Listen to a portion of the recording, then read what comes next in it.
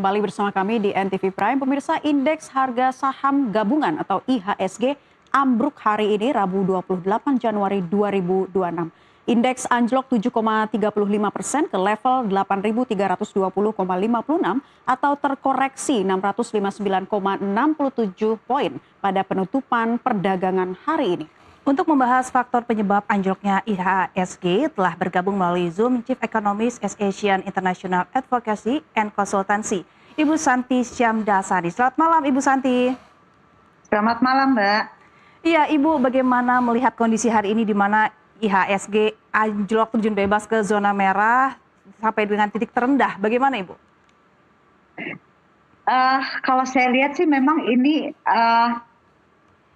sudah ada logat-logatnya atau kami sudah melihat tren-trennya dari awal tahun ini ya Mbak ya, di mana struktur pasar sendiri memang mengalami sebuah masalah yang cukup mendalam, dan kami melihat juga ada masalah di luar transparansi, data ownership, terus misleading atau free float availability, terus ada juga indikasi-indikasi mengenai coordinated trading ya.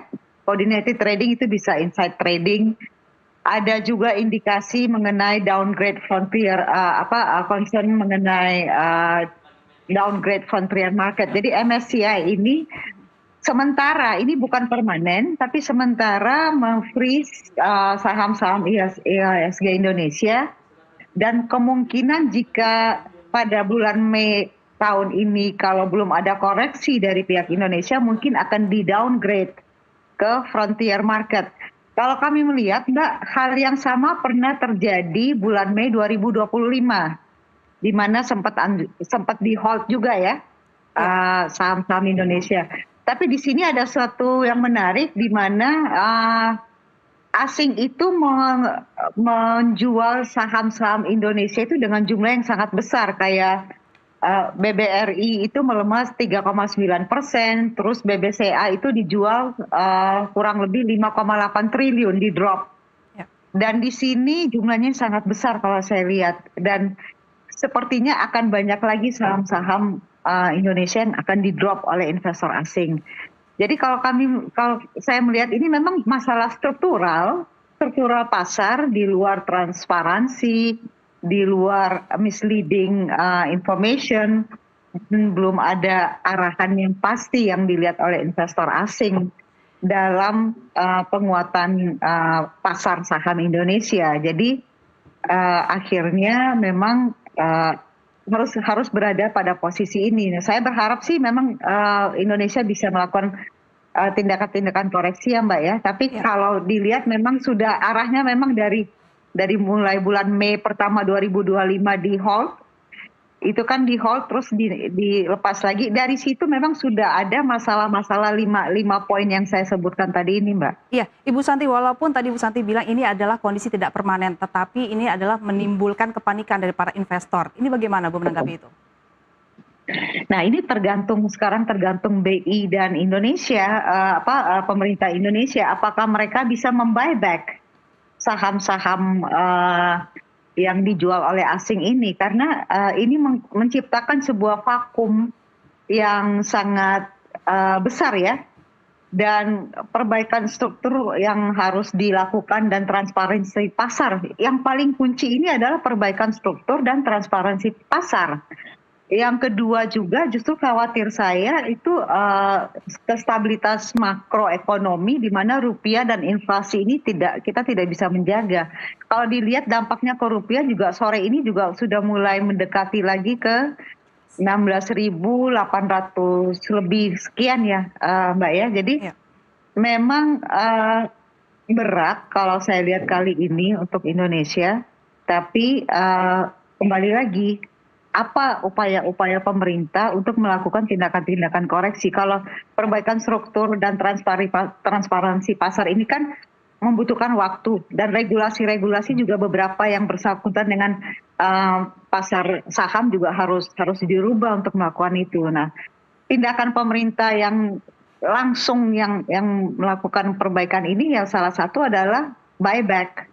Nah, apakah ada dananya untuk melakukan buyback seperti ini? Ya, satu-satunya adalah buyback. Nah, jika nanti pada bulan Mei ini tidak ada perubahan, maka akan terjadi downgrade di situ.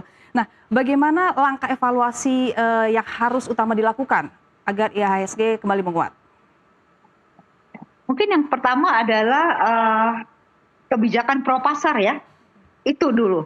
Kalau Pak Presiden Prabowo atau Menteri Keuangan bisa melakukan pengumuman yang kebijakan-kebijakan yang pro pasar, itu aja dulu ya di dalam waktu 2-3 minggu atau 1-2 minggu ke depan ini minimal bisa bisa mengadakan sebuah buffer dulu gitu. Tapi saya juga melihat apakah ada IPO berkualitas yang bisa didorong oleh pemerintah Indonesia. Nah, ini juga harus diidentifikasi. Kalau saya lihat banyak sekali perusahaan-perusahaan Indonesia, beberapa belum ada banyak yang mendaftar untuk IPO, tapi apakah itu perusahaan-perusahaan yang berkualitas? Takutnya kalau kita mendorong IPO yang tidak berkualitas juga, itu akan melukai lagi, mencederai lagi kita punya 5 poin tadi itu, di mana transparansi, infrastrukturnya kurang kuat, dan arah perbaikan ekonominya tidak kelihatan gitu. Jadi saya rasa ini saat-saat di mana memang harus mengambil sebuah kebijakan pro pasar, Mbak. Kayaknya tidak ada solusi lain, harus pro pasar dulu. Iya, tadi selain 5 poin yang Ibu sampaikan menjadi penyebab terjadinya anjloknya IHSG saat ini, pada tahun 2025 terjadi hal yang sama. Apakah 5 poin ini menjadi penyebab juga hal yang sama itu? Sehingga saat ini kembali terulang. Betul. Jadi masalah ini kalau kita bilang penyakit ini memang sudah lama, tapi tidak diobati secara keseluruhan, mungkin cuma diperban aja gitu ya. Jadi muncul lagi.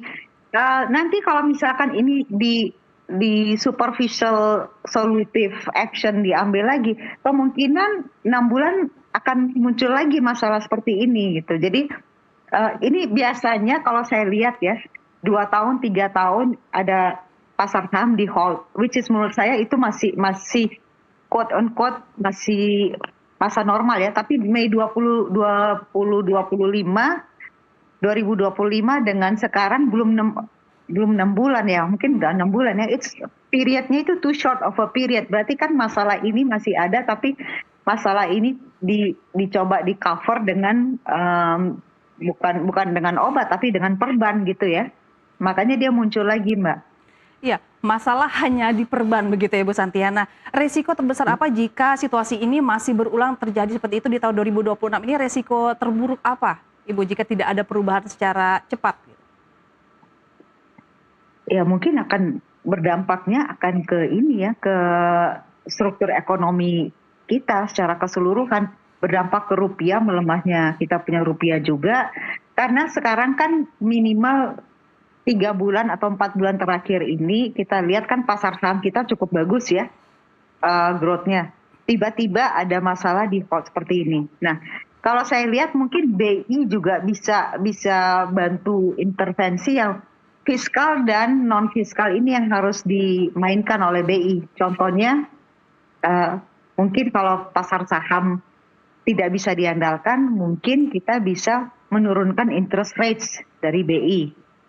Tapi itu juga resikonya, ada banyak juga resikonya di sini. Yang kami melihat kan di sini sebenarnya pasar sahamnya yang bermasalah gitu.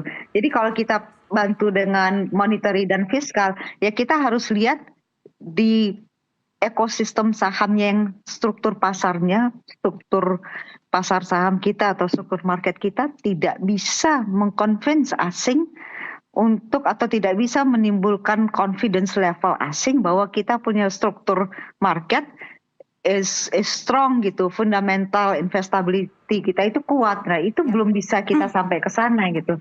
Iya. Fiskal tidak bisa banyak membantu dalam hal ini. Ini memang purely market share issue ya, Mbak ya. Iya, Ibu Santi. Ya, baik. Ibu Santi, terakhir bagaimana para investor untuk menghadapi kondisi saat ini, Ibu? Asing ya, investor asing ya. Kalau investor asing saya melihat mereka memang dari 2 tahun yang lalu, bukan hanya sekarang, tapi dari 2 tahun yang lalu memang masih wait and see. Kalau bicara Indonesia, kalau saya bicara ASEAN dengan investor-investor luar, itu masih disebut-sebut nama Malaysia, nama Vietnam, Filipina sekarang udah mulai naik. Tapi kalau saya menawarkan Indonesia, Indonesia itu masih di hold oleh mereka. Ini udah berjalan 2 tahun, Mbak. Jadi selama 2 tahun kita belum bisa memulihkan kepercayaan investor karena fundamental investability kita itu sangat-sangat bermasalah. Jadi masalahnya itu ada di akar di situ. Nah, ini yang harus kita perbaiki gitu. Iya. Terus juga misleading ya, banyak sekali misleading atau free float availability yang meningkat. Jadi yang tadinya tidak terlalu sekarang makin banyak lagi misleading free float di sini. Jadi susah ya kalau kita mau sebut bagaimana memperbaiki, ada dua, mau diperban lagi atau memang mau diobatin. Oke. Which one? Yang mana Itu gitu? ya, dua pilihan itu ya Bu ya. Asal jangan diperban lagi ya Bu ya solusinya. Oke. Asal jangan diperban lagi. Iya. Saya rasa ini udah warning kedua untuk kita ya. Iya, baik. Semoga Gitu, IHSG kembali pulih dan kembali menguat ya. Ibu, terima kasih Ibu Santi Syandasani dari Chief Economist Asian International Advocacy and Consultancy. Terima kasih, selamat malam Ibu. Terima kasih, selamat malam Mbak.